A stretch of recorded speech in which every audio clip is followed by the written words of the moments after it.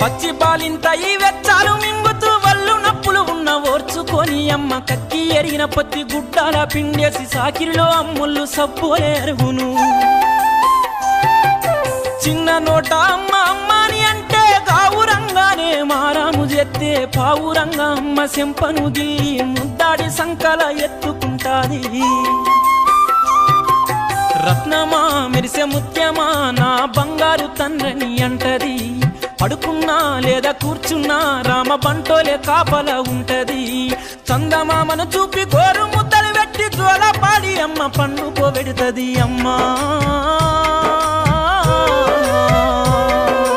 కమ్మనైనా అమ్మ ఊరు ఇడిసి పల్లె నిడిసి తల్లి నిడిసి తండ్రి నిడిసి నేను పోయి వస్తనే